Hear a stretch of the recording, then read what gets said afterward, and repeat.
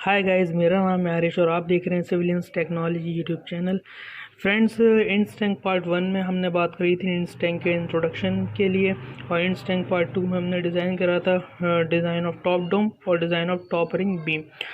इस लेक्चर में हम डिज़ाइन करेंगे डिज़ाइन ऑफ सिलेंड्रिकल वॉल, या फिर आप कह सकते हो सर्कुलर वॉल, और design of bottom ring beam.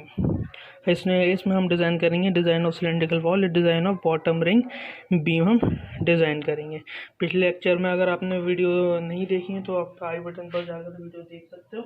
अब हम डिज़ाइन करेंगे डिज़ाइन ऑफ सिलेंड्रिकल वॉल, या फिर हम कह सकते हैं बॉटम रिंग बीम। हमने ये टॉप डोम डिज़ाइन कर दिया था, हमने ये टॉप रिंग बीम डिज़ाइन कर दी थी। अब हम डिज़ाइन करेंगे सिलेंड्रिकल वॉल या फिर सर्कुलर वॉल और bottom ring beam. Bottom ring beam ये दोनों कंपोनेंट्स डिज़ाइन करते हैं।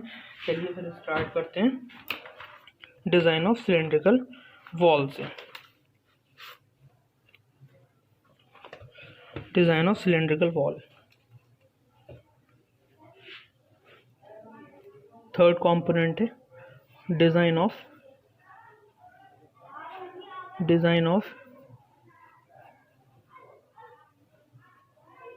सिलेंड्रिकल वॉल या फिर सर्कुलर वॉल आप कह सकते हो। तो इसमें हम डिज़ाइन करते हैं। इसमें डिज़ाइन करने के लिए सबसे पहले हमें क्या निकालना पड़ेगा, इसमें स्टेप 1 होता है ए पार्ट। इसका अगर आप मानो तो इसका ए पार्ट होता है। सबसे पहले हमें क्या निकालना होता है, हुक टेंशन निकालना होता है बेस ऑफ द टैंक पे। जो आपका एंड टैंक है, जो आपका ये एंड टैंक है, इसका जो सिलेंड्रिकल वॉल है, सिलेंड्रिकल वॉल का जो एरिया है, इसका प्रेशर जो है यहाँ पर बेस पर पड़ता है। तो हमें निकालना हुक टेंशन बेस पर कितना लग रहा है। तो हम निकाल सकते हैं hook tension at the base of the tank. Hook tension TNSN लिख रहा हूँ शॉर्ट में, at the base of tank. इसका फॉर्मूला जो होता है, आप कह सकते हो इसका फॉर्मूला होता है gamma omega into H into D/2। इसका फॉर्मूला जो होता है वो आपका होता है गामा ओमेगा इंटू H कौन सा हाइट ऑफ सिलेंड्रिकल वॉल। हमने निकाली थी height of cylindrical wall, H2 करके हमने हाइट ऑफ सिलेंड्रिकल वॉल निकाली थी। तो हमारे पास H2 हम कह सकते हैं कितना आया था, हमारे पास H2 होकर हमने सब सॉल्व करा था। तो हमारे पास H2 आया था 3.6 मीटर। तो हम यहाँ पर H2 ले लेंगे, gamma omega into H2 into D/2 diameter divided by 2, मतलब रेडियस लेना है। तो हम इसे सॉल्व कर सकते हैं। गामा ओमेगा की वैल्यू आपको पता ही है, 9.8 लेते हैं। ये आपका होता है 3.6 इंटू 9 है आपके पास डायमीटर, हमने निकाला D/2। जब आप इसे सॉल्व करोगे तो आपका आएगा 158.76 किलो न्यूटन। 158.76 किलो न्यूटन आपका हुक टेंशन आ गया। हुक टेंशन के बेसिस पे हम AST निकाल लेंगे। AST मैंने आपको बताया था, tension divided by sigma ST। और मोमेंट में ही बता चुका हूँ, मोमेंट में कैसे निकालते हैं, मोमेंट की वजह से टेंशन की वजह से इस तरीके से निकालते हैं। टेंशन आपका कितना है 158.76 इंटू किलो न्यूटन है, तो किलो की जगह 10⁻³ सिग्मा ST आपको पता है 150 होता है, मैंने सब बता रखा है पिछले लेक्चर में।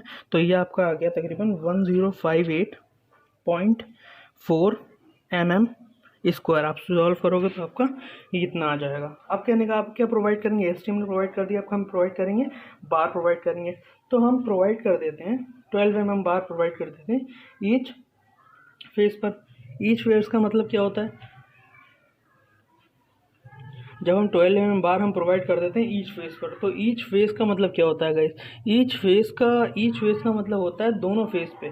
ईच मतलब दोनों फेस पे, बोथ फेसेस पे। सिलेंड्रिकल वॉल है, इसका एक फेस ये होगा, इसका एक फेस ये होगा, तो हम दोनों फेस पे 12 mm डायमीटर बार प्रोवाइड कर देंगे। तो हम कह सकते हैं प्रोवाइड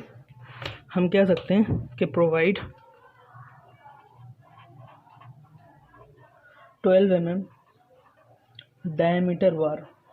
हम कह सकते हैं कि provide 12 mm diameter bar on each face, दोनों फेस पे ये सिलेंड्रिकल वॉल है, थिकनेस कुछ होगी इसकी, ये सिलेंड्रिकल वॉल है, एक फेस ही एक फेस है, दोनों फेस पे 12 mm डायमीटर बार हमें प्रोवाइड करनी होगी। और नीचे फेस हम स्पेसिंग निकाल सकते हैं। मैंने आपको स्पेसिंग का फॉर्मूला हमने बता रखा है, π/4 इंटू 12 का स्क्वायर, एक बार का एरिया जो होगा आपका, और divided by AST। Total AST कितना है 1058 डिवाइडेड बाय 4। जब इसे सॉल्व करोगे तो ये तकरीबन आ जाएगा आपका 200 mm आपका आ जाएगा। तो आप यहाँ से कह सकते हो, गाइस कह सकते हो कि प्रोवाइड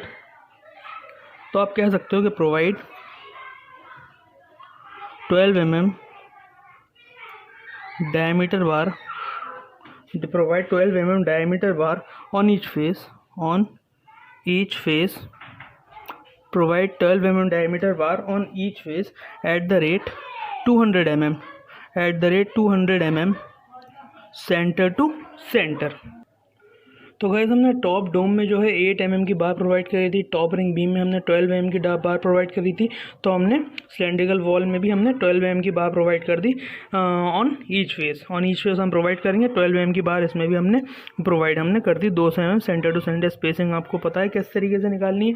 अब हम AST प्रोवाइडेड निकाल लेंगे, लिख लेंगे AST प्रोवाइडेड। देखिए इस AST प्रोवाइडेड किस तरीके से निकलते हैं। AST प्रोवाइडेड दो तरीके से निकल सकती है, या तो आपकी नंबर ऑफ बार जो है, number of bars into area of one bar, वो आपकी AST प्रोवाइडेड निकल जाएगी। या फिर अगर आपको AST निकालनी है पर मीटर हाइट के हिसाब से, AST प्रोवाइड निकालनी है पर मीटर हाइट की, 1 मीटर हाइट पे कितनी AST लगेगी, अगर आपको उस हिसाब से AST निकालनी है तो वो उसका तरीका दूसरा है। ठीक, तो हम निकालते हैं पर मीटर हाइट के हिसाब से, इसमें सिलिंड्रिकल वॉल में हम पर मीटर हाइट के हिसाब से AST निकालते हैं। तो उसका जो फॉर्मूला होता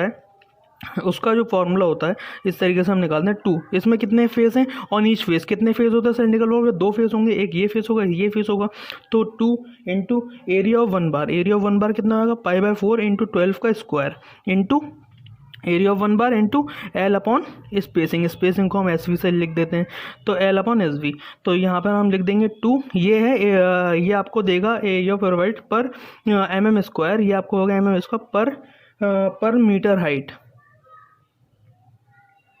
ये पर मीटर हाइट आपको एरिया प्रोवाइड करेगा। तो 2 इंटू π/4 इंटू 12 का स्क्वायर इंटू लेंथ हमने क्या ले रखी है 1 मीटर का स्पैन, mm में करेंगे तो 1000 डिवाइडेड बाय SV कितना है आपका स्पेसिंग 200। जब हम डिवाइड करेंगे तो ये आपका आएगा 1130.97 mm स्क्वायर पर मीटर हाइट। ये आपका पर मीटर हाइट पे आपने AST प्रोवाइडेड निकाल ली। ये AST प्रोवाइडेड आपकी आ गई, पर मीटर हाइट पर।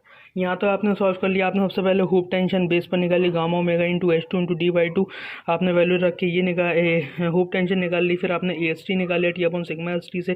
फिर आपने प्रोवाइड करी 12 mm डायमीटर बार और ईच फेस में, सिलेंड्रिकल वॉल में दोनों फेस पे हमें रेनफोर्समेंट देनी होती है, तो हमने और ईच फेस हमने प्रोवाइड कर दी। तो स्पेसिंग आपकी 12 का square divided by total AST 200 mm आ गया। फिर हमने 12 mm बार प्रोवाइड करी ईच फेस पर 200 mm। अब हमें AST प्रोवाइडेड निकालनी। याद रखिएगा सिलेंड्रिकल वॉल में हम जो AST प्रोवाइडेड जो निकालते हैं, कैलकुलेट करते हैं, वो पर मीटर हाइट के हिसाब से हम प्रोवाइड करते हैं, पर हाइट के हिसाब से हम प्रोवाइड करते हैं। तो इसीलिए आपका इस तरीके से आपने निकाल लिया, इस तरीके से आपने निकाल लोगे। उसके बाद आपने AST प्रोवाइडेड की वैल्यू निकाल ली। अब हम क्या करेंगे, एरिया ऑफ कॉन्क्रीट निकालेंगे।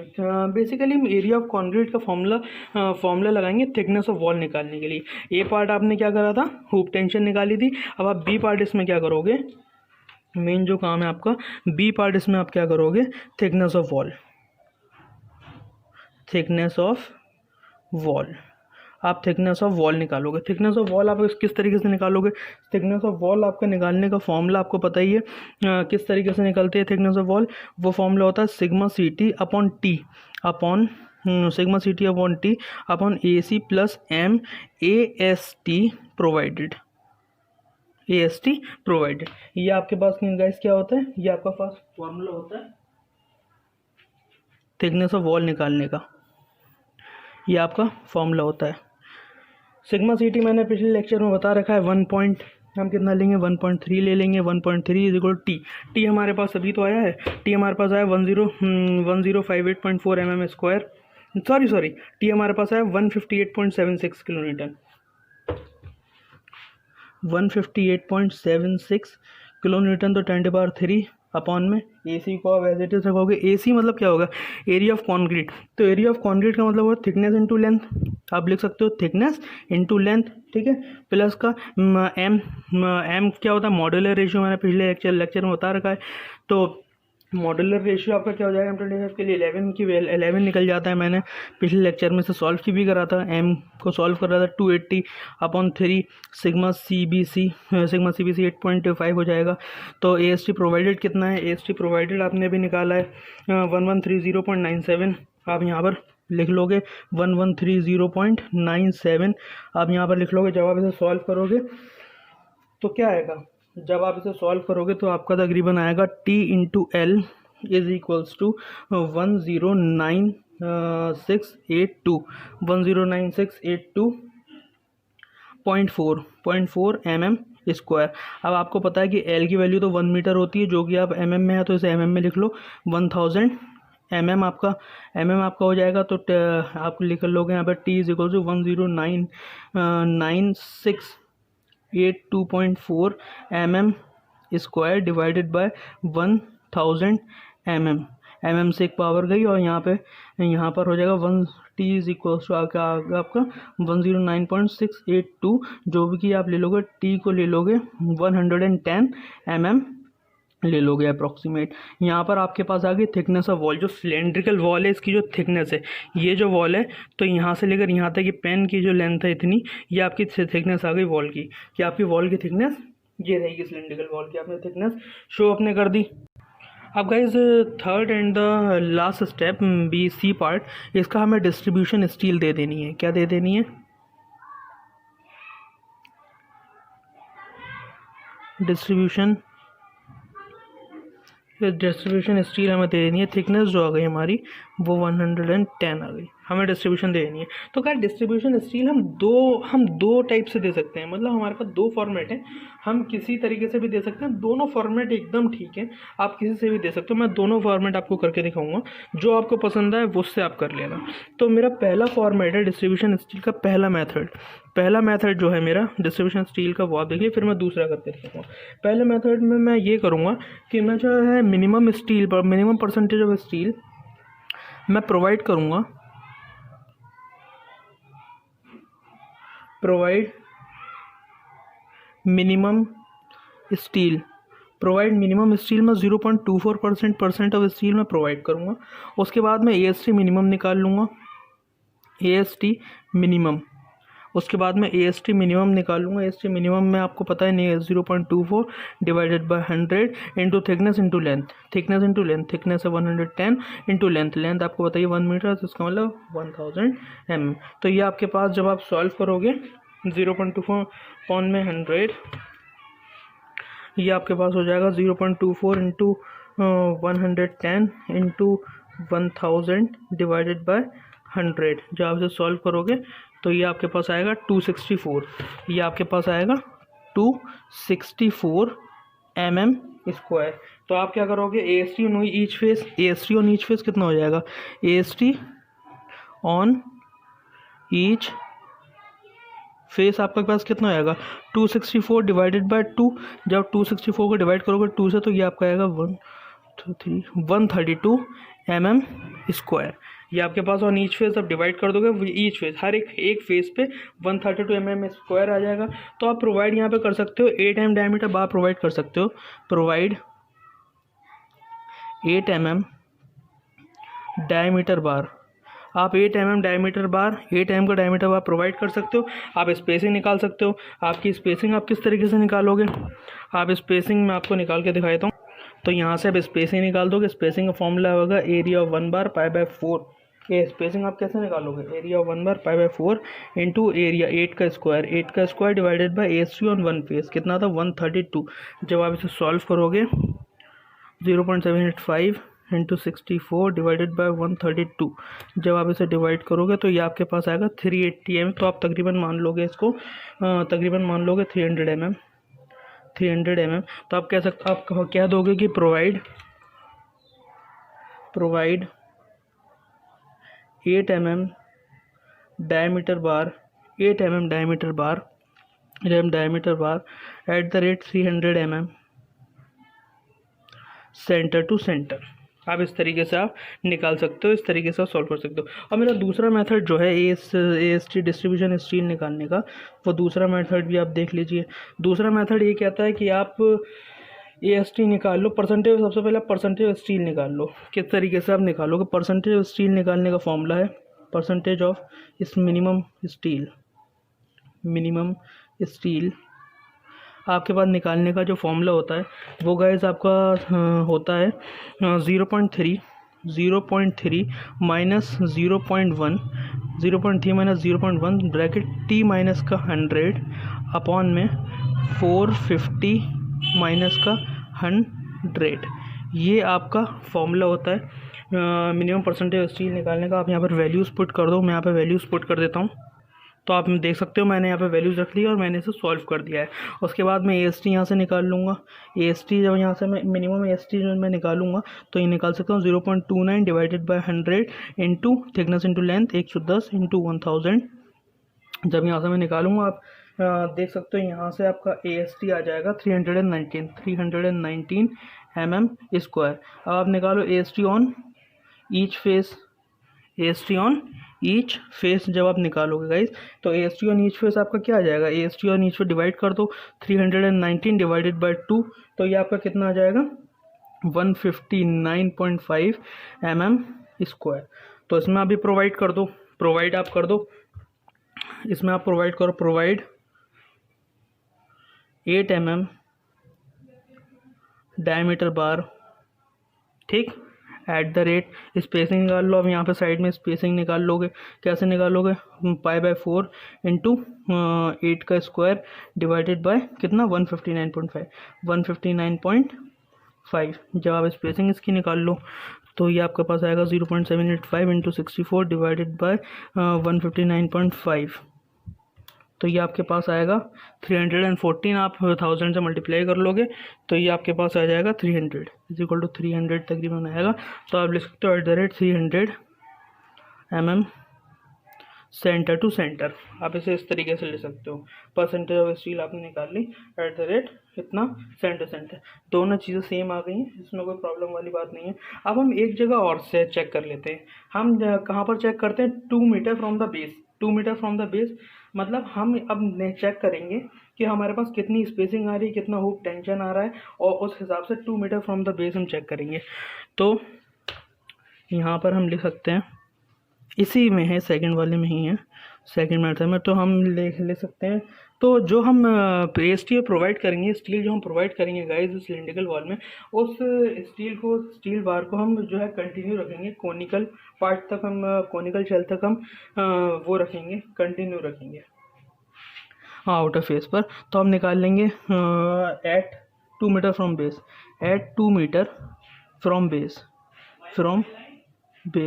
एट 2 मीटर फ्रॉम बेस करेंगे तो 3.6 पूरी लेंथ है। 2 मीटर फ्रॉम बेस मतलब कि 1.6, मतलब जैसे अगर आपके पास ये सिलेंड्रिकल वॉल है, आपके पास ये सिलेंड्रिकल वॉल है, cylindrical wall 3.6 metre, 2 metre from base मतलब कि फॉर एग्जाम्पल ये आपका क्या हो गया 2 मीटर हो गया, ये आपका 2 मीटर हो गया। तो यहाँ से यहाँ तक आपका 1.6 मीटर हो गया। 1.6 मीटर की बात हो रही है, 1.6 मीटर पे निकालना है 2 मीटर फ्रॉम बेस। अब सबसे पहले हुक टेंशन निकालेंगे, हुक टेंशन हम निकाल लेंगे। हुक टेंशन आपको पता है gamma omega into H into D by 2। Gamma omega पता है आपको 9.8 into H. From base 2 metre from base हमें टॉप से डिस्टेंस लेनी है, बॉटम से नहीं लेनी, टॉप से डिस्टेंस लेनी, तो 1.6 हो गई, क्योंकि 3.6 माइनस 2 जब भी तो ऊपर से 1.6 बची, तो 1.6 इंटू डी है आपका 19 डिवाइडेड बाई 2। जब आप इसे सॉल्व करोगे तो ये आपके पास 70.56 किलो न्यूटन पर मीटर ये आ गया। ये आपका हुक टेंशन, इस पर आप AST प्रोवाइड कर लो। AST जब आप प्रोवाइड कर लो, आप AST जब प्रोवाइड करोगे तो आपके पास आएगा 70.56 इंटू किलो न्यूटन है, तो ये हो गया न्यूटन में, divided by sigma ST। Sigma ST आ जाएगा 150। ये क्या है? Sigma ST। जब आप इसे सॉल्व करोगे तो ये आपके पास आ जाएगा 470.5 4 mm² आ जाएगा। जब आप AST ऑन ईच फेस कह लो, AST ऑन ईच फेस, जब आप AST ऑन ईच फेस निकालोगे तो क्या आ जाएगा 470.4 डिवाइडेड बाय 470, ये 7 है, 470.4 डिवाइडेड बाय 2। जब इसे डिवाइड करोगे तो ये आ जाएगा 235.2 mm² आ जाएगा। AST ऑन ईच फेस हमारे पास आ चुका है। तो यहाँ पर भी हम क्या गाइस प्रोवाइड करेंगे, हम प्रोवाइड कर देंगे 8 mm बार हमें प्रोवाइड करनी है, प्रोवाइड 8 mm डायमीटर बार। हम स्पेसिंग निकाल लेंगे। स्पेसिंग कैसे निकालते हैं, π/4 इंटू डायमीटर कितना है 8 का स्क्वायर डिवाइडेड बाय 235.2 जब हम निकालेंगे तो ये आपके पास 0.785 into 64 is equals two divided by 235.2। तो ये आपके पास आ जाएगा 213, ये आपके पास आएगा 213,000 मल्टीप्लाई करें 213.60 आपके पास आ जाएगा। तो ये आपके पास आ जाएगा 200, आप तकरीबन एग्ज्यूम कर लोगे 200 mm। तो अब यहाँ से इसे उठाकर इससे को यहाँ पर लिख सकते हो @200 mm सेंटर टू सेंटर। इसका मतलब ये है हम क्या करेंगे ऐड 1.6 मीटर। अब देखिए ये तो आपके पास आपने 1.6 मीटर पे, ये आपके पास अलग चीज़ है, आपने 2 मीटर पे निकाल लिया। आपको चेक करना है कि कैसे। देखिए हुक टेंशन क्या होता है, बेसिकली हुक टेंशन होता ये है कि जैसे जैसे डेप्थ आपके पास इंक्रीज होती है, जैसे जैसे डेप्थ इंक्रीज होती है हुक टेंशन भी इंक्रीज हो जाता है टेंशन उसके साथ। और हुक टेंशन को रेजिस्ट कौन करता है, हुक टेंशन को रेजिस्ट करती है स्टील। हुक टेंशन जैसे जैसे डेप्थ इंक्रीज होगी हुक टेंशन भी आपके पास इंक्रीज होता जाएगा। तो इसका मतलब 1.6 मीटर तक, मतलब सिलेंड्रिकल अगर वॉल है तो उसके उस ऊपर के 1.6 मीटर तक आपको 8 mm की बार प्रोवाइड करनी है। और यहाँ पे स्पेसिंग कितनी रखनी है, तो आपको स्पेसिंग कितनी रखी है 20 mm सेंटर टू सेंटर रखनी है, ठीक है। उसके बाद आप पहले की मैंने आपको वैल्यू पता ही है, इसके पहले की वैल्यू मैंने ये निकाली है, इस तरीके से ये वैल्यू जो है आप या तो इस तरीके से निकाल लो या फिर आप इस तरीके से निकाल लो एट 1.6 मीटर फ्रॉम टॉप। तो आप इस तरीके से यहाँ पर प्रोवाइड कर दोगे। ये आपका डिज़ाइन हो गया गाइस, सिलेंड्रिकल वॉल आपका डिज़ाइन हो गया। सिलेंड्रिकल वॉल आपकी 3 स्टेप में डिज़ाइन हो गई। ए स्टेप हुक टेंशन निकाला, B step thickness of wall निकाली, सी स्टेप डिस्ट्रीब्यूशन स्टील के मैंने आपको 2 मेथड बता दी, किसी भी मेथड से आप निकाल सकते हो वैल्यू, ठीक। तो गाइस हमारे पास सिलेंड्रिकल वॉल, हमारे पास अब टॉप डोम डिज़ाइन हो चुकी है, टॉप रिंग बीम डिज़ाइन हो चुकी है। अब देखिए हमारे पास सिलेंड्रिकल वॉल भी हमारे पास डिज़ाइन हो चुकी है। अब हम डिज़ाइन करेंगे bottom ring beam. Guys bottom ring beam को हम गाइस कैसे डिज़ाइन कर सकते हैं वो हम देखते हैं। तो बॉटम रिंग बीम को किस तरीके से डिज़ाइन करेंगे। बॉटम रिंग बीम निकालने के लिए सबसे पहले हमें देखना पड़ेगा कि इस के ऊपर हुक टेंशन कितना लग रहा है। तो हुक टेंशन के लिए हमें देखना पड़ेगा कितना लोड इसके ऊपर लग रहा है, कि इस बॉटम रिंग बीम पर कितना लोड लग रहा है। एक तो इस पर लोड लगेगा, इसके टॉप डोम का लोड लगेगा, एक इस पर टॉप रिंग बीम की तरफ की वजह से इसके ऊपर लोड लगेगा, एक सिलेंड्रिकल वॉल्स की वजह से इसके ऊपर लोड लगेगा, और इसके सेल्फ वेट भी होगा, इसका सेल्फ वेट भी हमें कैलकुलेट करना पड़ेगा। तो आइए एक करके हम लोड्स इसके ऊपर जो हैं वो कैलकुलेट करते हैं। तो टॉप रिंग बीम में लोड फ्रॉम टॉप डोम, सबसे पहला हम काम करेंगे load from top dome. Load from top dome, जब हम लोड करेंगे कैलकुलेट करेंगे तो जब एंगल जो होता है आपको इस तरीके से एंगल बन जाएगा। तो इसके 2 कंपोनेंट्स आएंगे, एक तो इसका हॉरिजॉन्टल कंपोनेंट, एक इसका वर्टिकल कंपोनेंट। हॉरिजॉन्टल कंपोनेंट हम कैलकुलेट नहीं करेंगे क्योंकि हॉरिजॉन्टल कंपोनेंट इसके ऊपर वर्कआउट नहीं करेगा, इसके लोड पर कोई फर्क नहीं करेगा। जो वर्टिकल कंपोनेंट होगा जो इस डायरेक्शन में होगा तो वो हमारे पास इसके ऊपर लोड कैरी कर देगा। तो हमारे पास एक होगा T1 cos फाई, एक होगा T1 cos phi horizontal component, T1 sin phi vertical component. तो हम वर्टिकल कंपोनेंट ले लेंगे T1 sin फाई। अब आपको पता है T1 क्या है, T1 आपके पास क्या है, T1 आपके पास है मेरिडियनल फोर्स, जो आपने टॉप डोम में निकाला था। T1 की वैल्यू कितनी आ गई थी 14.5 मेरिडियनल फोर्स, वही है T1। और साइन फाई आपके पास क्या है, फाई आपके पास है सेंट्रल एंगल, जो आपने वैल्यू निकाली थी वही है आपके पास फाई। तो किस तरीके से आपने निकाला था फाई, वो आप देख लेते कि फाई आपने निकाला था 48 डिग्री पर, 48 डिग्री निकाला था, तो आपके पास ये मेरिडियनल फोर्स है और ये आपके पास सेंट्रल एंगल है। तो T1 14.5 साइन फाई कितना था 48। जब आप इसे सॉल्व करोगे तो ये आपके पास आएगा 10.8 किलो न्यूटन पर मीटर। ये हो गया टॉप डाउन की वजह से जो लोड है। अब टॉप रिंग बीम की वजह से जो लोड होगा, load due to top ring beam, load from top ring beam. तो load from top ring beam आप कैसे निकालोगे? तो देखो, load from top ring beam मतलब कि weight from top ring beam. तो आप मैं बता सकता हूँ आपको एक चीज़ आप कर सकते हो यहाँ पर, ये रफ में आप कर लीजिएगा। आपको पता होता है density is equal to mass upon volume होता है गाइस, पता है ना आपको? ये मैं आपको एक शॉर्टकट ट्रिक बताना चाह रहा हूँ कि आप कितने आसानी से आप सॉल्व कर सकते हो चीज़ों को। तो हम मास ही तो निकाल रहे हैं, टॉप रिंग बीम का मास जो लग रहा है बॉटम रिंग बीम पर। तो मास मतलब इसका टॉप रिंग बीम का जो वेट है वो बॉटम रिंग बीम पे कितना पड़ रहा है। तो हम मास यहाँ से कह सकते हैं mass equal to density into volume. अब हम कह सकते हैं डेंसिटी तो यार RCC की होगी, और जो वॉल्यूम है गाइस, वॉल्यूम आपके पास क्या होता है? वॉल्यूम आता है LB, 3 साइड होती है इसकी वॉल्यूम की। तो वॉल्यूम की साइड LBH होगा, ठीक, LBH होगा, क्योंकि रिंग बीम है, बीम जो है क्यूबिकल फॉर्म में होती है, क्यूबॉइडल फॉर्म में होती है। तो वॉल्यूम में एक तो लेंथ होगी उसकी, एक विड्थ होगी, और इसकी क्या होगी, एक हाइट होगी। ये डेंसिटी जो होगी RCC की होगी। तो हम लिख सकते हैं length into width into height into density of RCC, ठीक। तो हमारे पास, आपको पता है लेंथ गाइस, आपको पता है कितना लेंथ हमारे पास कितनी है? लेंथ हमारे पास 1 मीटर है। विड्थ हमारे पास कितनी है? विड्थ और हाइट हमने निकाली थी कि कितने बाय कितने की आपकी टॉप रिंग बीम होगी। Design of top ring beam में हमने देखा था कि ये आपके पास 200 बाय 200 mm की हमने प्रोवाइड करी थी। तो यहाँ पे लिख सकते हैं, mm से नहीं मीटर में लिखना है, तो हम लिख सकते हैं 0.2 इंटू 0.2 लिख सकते हैं, 0.2 इंटू 0.2।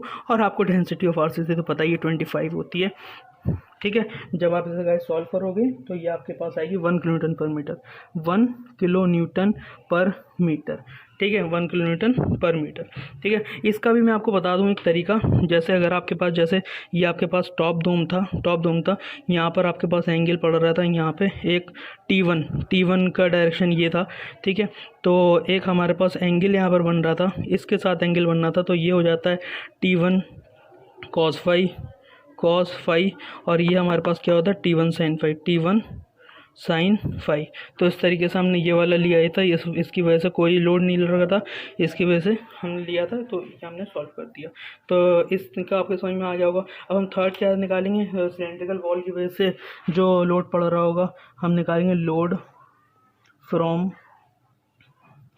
सिलेंड्रिकल वॉल, ठीक है गाइस। देखो, लोड फ्रॉम सिलेंड्रिकल वॉल, फिर वही बात आती है, density is equal to mass upon volume, mass is equals to density into volume, ठीक है। डेंसिटी तो आपकी हो जाएगी RCC की डेंसिटी हो जाएगी।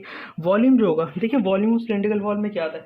सिलेंड्रिकल वॉल में क्या 3 डायमेंशंस हैं।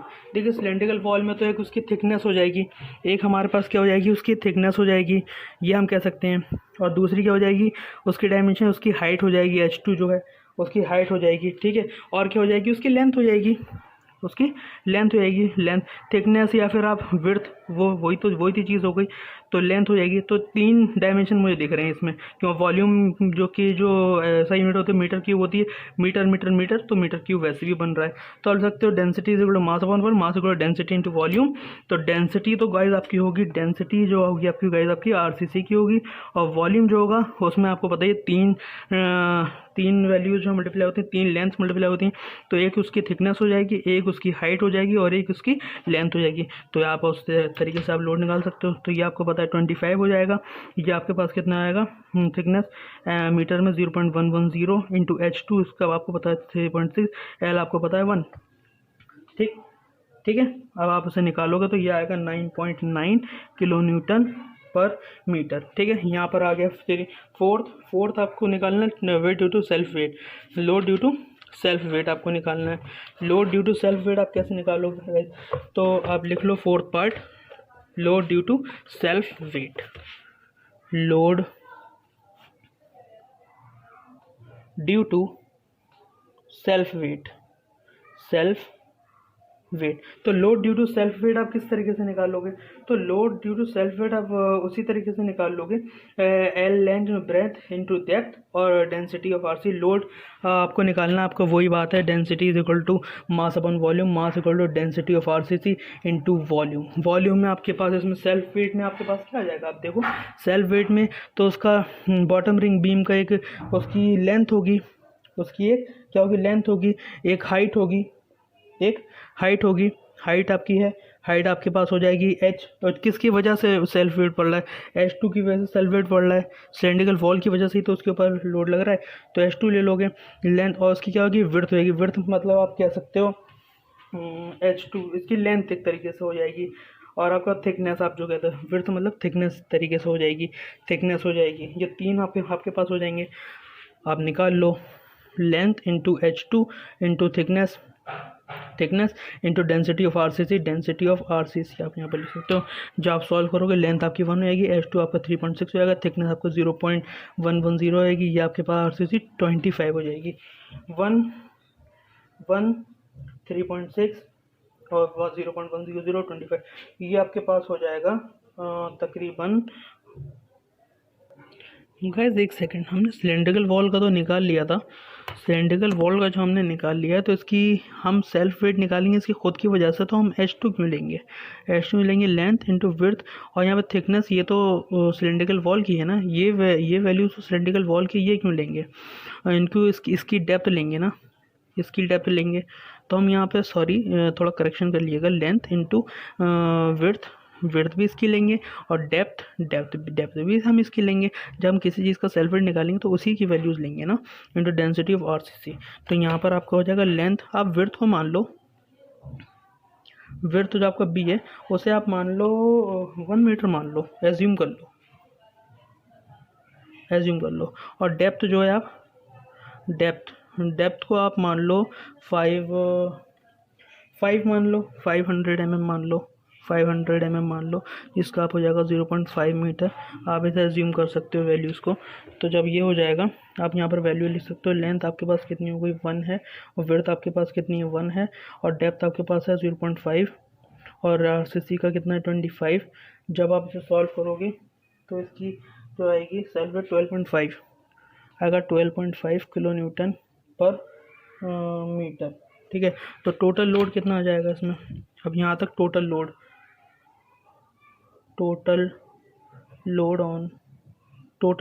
On bottom ring beam, on beam, आप उसे ओमेगा 1 से शो कर सकते हो। तो टोटल लोड आप कैसे निकालोगे? टोटल लोड आप सबको ऐड कर दोगे। लोड आप कैसे ऐड करोगे? आप ऐड कर दोगे इसकी वजह से, टॉप डाउन की वजह से जो हुआ है, टॉप रिंग बीम की वजह से जो हो रहा है, सिलेंड्रिकल वॉल की वजह से जो हो रहा है, और आपका सेल्फ वेट की वजह से जो हो रहा है, आप सबको ऐड कर दो। तो ऐड कैसे करोगे? आप पहला है आपके पास 10.8, आपके पास 10.8 प्लस एक है आपके पास 1, एक है आपके पास 1 प्लस एक है आपके पास 9.9, एक है आपके पास 9.9 प्लस एक है आपके पास 12.5। जब आप इसे ऐड करोगे तो ये आएगा 34.2 किलो न्यूटन पर मीटर। तो आपके पास टोटल लोड आ गया बीम पर, एक इतना लोड आपका बीम के ऊपर लग रहा है। ठीक है, अब यहाँ पर होगा, एक तो इस लोड की वजह से हुक टेंशन होगा, एक अब देखिए हुक टेंशन दो तरीके से हो जाएगा, एक तो इस लोड की वजह से हुक टेंशन होगा, और एक वाटर प्रेशर की वजह से हुक टेंशन होगा। एक इस लोड की वजह से हुक टेंशन होगा, एक वाटर प्रेशर की वजह से हुक टेंशन होगा। ठीक है, तो मैंने आपको बताया था हुक टेंशन रेजिस्ट करती है स्टील, और हुक टेंशन इंक्रीज होता है डेप्थ के साथ। एक तो इस लोड की वजह से हुक टेंशन होगा, एक वाटर प्रेशर की वजह से हुक टेंशन होगा। अब यहाँ पर लिख दोगे hook tension, hook tension, hook tension, तो आपके पास हो जाएगा हुक टेंशन, आप कह सकते हो hook tension due to load omega 1। Hook tension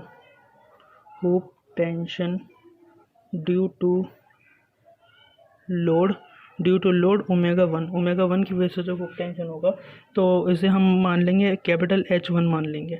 तो इसको हम फॉर्मूले के फॉर्म में इस तरीके से लिख सकते हैं कि हम कह सकते हैं H1 जो होगा ड्यू टू लोड जो होगा वो आपके पास होगा ओमेगा 1, आपके पास ओमेगा 1 10 बीटा और यहाँ पर d/2 ω1.10 बीटा d/2 ये आपके पास hoop tension due to this load हो जाएगा।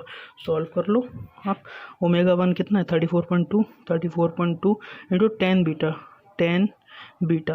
देखो बीटा आप क्या ले सकते हो, बीटा आप लेते हो 45 डिग्री। बीटा होता क्या है, मैंने आपको फर्स्ट लेक्चर में बताया था, कोनिकल रिंग बीम में जो एंगल होता है इसे हम कहते हैं बीटा। तो यहाँ पर आपको तो 45 ले लो, 1045 इंटू d9 है आपके पास डिवाइड बाई 2, 1045 34.2 इंटू 1045 की वैल्यू होती है 1 इंटू 4.5। जब आप इसे सॉल्व करोगे तो ये आपको 153.9 आएगा, 153.9 किलो न्यूटन। ठीक है। Hoop tension due to this load, hoop tension due to water pressure. Hoop tension water pressure की वजह से भी तो लगेगा। Hoop tension due to water pressure, hoop tension due to water pressure. तो हुप टेंशन वाटर प्रेशर की वजह से भी लगेगा, उसे हम मान लेंगे H2 मान लेंगे। तो H2 जब हम मान लेंगे तो उसे हम सॉल्व कर सकते हैं। तो उसका H2 का फॉर्मूला मैं आपको बता दूं, आप लिख सकते हो H2 को निकाल सकते हो गामा ओमेगा इंटू H2। ठीक है। वाटर प्रेशर किसकी, सिलेंड्रिकल वॉल में जो वाटर होगा वही तो बॉटम रिंग बीम पे आएगा, वही तो प्रेशर लगाएगा बॉटम रिंग बीम पर। तो हाइट उसकी H2 इसलिए ले लेंगे, H2 इंटू d/2। तो ये आपके पास दूसरा फॉर्मूला आ गया।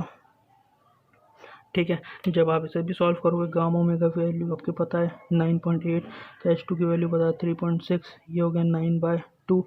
जब आप इसे सॉल्व करोगे तो ये आपके पता है 158.76 क्या आएगा, 158.76 किलो न्यूटन। तो total hoop tension on beam कितनी हो गई, total hoop tension on beam, total hoop tension on beam कितनी हो गई आपके पास, H1 प्लस का H2। ठीक है।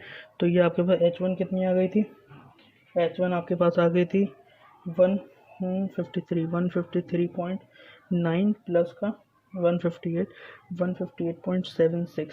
जब इसे ऐड करोगे तो ये आएगा 312.67 किलो न्यूटन गैस आ जाएगा। ठीक है। अब आपके पास हुप टेंशन आ गया, टोटल हुप टेंशन आपके पास आ चुका है। अब आप क्या करोगे, इसका EST निकाल लोगे। आप इसका EST निकाल लो। EST कैसे निकालोगे, 312.67 इंटू 10⁻³ डिवाइडेड बाई, आपको पता है EST जब टेंशन की वजह से निकालते हैं नीचे क्या आता है सिग्मा ST। क्या है ये, सिग्मा ST। जब इसे सॉल्व करोगे तो ये हो जाएगा 208। गाइस ये वैल्यूज़ मैं इसलिए निकाल के रखता हूँ ताकि हमारी वीडियो की लेंथ ज़्यादा लंबी ना हो जाए, इसलिए मैं प्री सॉल्व करके रखता हूँ। तो 2084.5 mm² आ गया। तो आप इसमें क्या दे सकते हो, अब देखिए हमारे पास टॉप डोम है, टॉप रिंग बीम है, सिलेंड्रिकल वॉल है। अब ये सारे कंपोनेंट्स बॉटम रिंग बीम के ऊपर कास्ट है। तो बॉटम रिंग टॉप डोम में 8 mm की बार थी। ठीक है। टॉप रिंग बीम में 12 mm की थी। ठीक। और आपको सिलेंड्रिकल वॉल में भी 12 mm की थी। तो इसमें हम ज़्यादा mm की बार देंगे और हमारे पास एरिया की हेल्प से भी हम बार प्रोवाइड करते हैं। तो इसमें हम 16 या 20 mm की डायमीटर ऑफ प्रोवाइड करेंगे। क्या कैसे करेंगे हम ये लिख सकते हैं कि प्रोवाइड 16 mm डायमीटर बार हम प्रोवाइड कर देंगे, प्रोवाइड 16 mm डायमीटर बार हम प्रोवाइड कर सकते हैं। इसमें नंबर ऑफ़ बार्स कितने प्रोवाइड कर सकते हैं, नंबर ऑफ़ बार्स अगर हमें निकालने हो, नंबर ऑफ़ बार्स आपको पता है कि पूरा EST कितना है 2084.5 डिवाइडेड बाय एक बार से के एरिया से ना हम सॉल्व कर सकते हैं। तो ये तकरीबन आएगा 10 पॉइंट को तो हम 12 मानेंगे, 12 बार्स। ठीक है। जब ये आपके पास 12 बार्स आ जाएगा तो आप कह सकते हो कि EST जो प्रोवाइड करनी है आपको, EST प्रोवाइडेड, EST आपके पास कितनी प्रोवाइड करनी है, तो आप कह सकते हो यहाँ पे 16 mm डायमीटर आप लिख सकते हो, और लिखना चाहो तो आप लिख लो, चाहो तो provide 12 bars of 16 mm diameter आप ये लिख सकते हो। EST प्रोवाइडेड आपको निकालनी है तो आप निकाल सकते हो 12 इंटू π/4 इंटू 16 का स्क्वायर निकाल सकते हो। तो ये आपके पास आएगा 2412.74 mm स्क्वायर। ये आपके पास AST गाइस, ये आपके पास क्या आ जाएगा, AST प्रोवाइडेड आ जाएगा। ये आपके पास क्या आ जाएगा, AST प्रोवाइडेड आएगा। अब आप देख सकते हो एरिया, अब आपको सेक्शन भी देना पड़ेगा बी में, तो आपको सेक्शन ऑफ कोर्स देना पड़ेगा। तो आप एरिया ऑफ कॉन्क्रीट दे सकते हो। आपके पास यहाँ तक समझ में आ गया।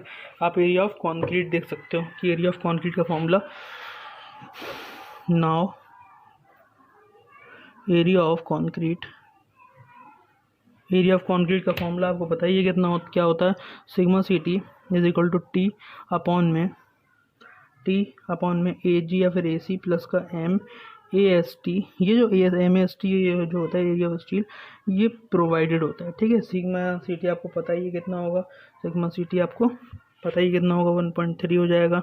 इज इक्वल टू थिकनेस, वो टी मतलब कि hook tension, total hook tension आपका कितना आ गया था, 312.67 इंटू 10⁻³ अपॉन में ए सी प्लस का एम आपको पता है मॉडुलर रेशियो यहाँ पर 11 आ चुका था पहले, और ये आपके पास होगा 2412.74।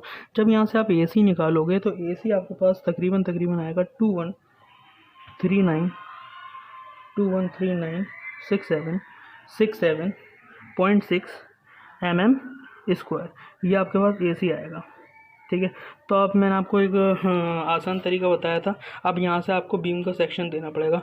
ये आपके पास है 213967 आप यहाँ पर लिख लो, AC 213967.6 mm स्क्वायर। अब आप यहाँ पर सेक्शन देना है, आपको अंडर रूट ले लो, से एक आइडिया हो जाता है 213967.6। अंडर रूट में जब आप करोगे तो आप लिख लो 213967.6, तो ये आपके पास आ गया 462 करीब आ रहा है, तो 500 के करीब आएगा, तकरीबन आपके पास 500 के करीब आएगा। तो आप यहाँ पर सेक्शन दे सकते हो 5/5 का, अगर आप 500/500 का अगर आप सेक्शन दोगे, 5×5 से 25, तो ये 21, ये भी ठीक है। 5 से 30 इससे ज़्यादा हो जाएगा। 6 से लेते हैं, 6×4 से 24, तो ये भी तकरीबन 21 आ रहा है, 24 आ रहा है, तकरीबन ठीक है। 7×3 से 24, 7×4 से 28, 7×3 से 21, ये भी इसके करीब आ रहा है। और अगर हम 8 करें, 8×3 8 से 24, तो ये इसके करीब आ रहा है, ये नहीं लेंगे। और इन तीनों में से हम कोई सा भी सेक्शन ले सकते हैं, ठीक है। 800/300 का भी ले सकते हैं, 600/400 का भी ले सकते हैं, 500/500 का भी ले सकते हैं। तो 600/4, तो हम ये वाला ले लेते हैं, कोई भी उठा के ले सकते हैं। 800/300 का ले सकते हैं, तीनों में से कोई भी ले सकते हैं। तो हम कह सकते हैं कि प्रोवाइड 800/300 प्रोवाइड, हम कैसे हम ले सकते हैं ना, आराम से हम इसमें सेक्शन चूज़ कर सकते हैं। हम कह सकते हैं प्रोवाइड 800 mm/300 mm, ठीक है। प्रोवाइड हम सेक्शन कौन सा कर रहे हैं, 800/300 mm हम सेक्शन हम प्रोवाइड कर सकते हैं।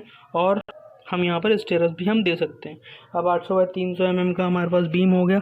अब फॉर स्टेयर्स आप लिख लो, फॉर स्टेयर्स, बी में तो स्टेयर्स भी होंगे, बी फॉर स्टेयर्स आप 8 mm का स्टेयर्स दे सकते हो। प्रोवाइड 8 mm, ठीक है, 8 mm 2 लेग स्टेयर्स आप कह सकते हो 8 mm एट द रेट कितने पे 150 वर्ड दे सकते हो, 150 mm सेंटर टू सेंटर। क्योंकि हमने पहले जो स्टेयर्स दिए थे, वो स्टेप हमने पहले दिया था 150 mm सेंटर टू सेंटर दिए थे, 6 mm का बार दिया था।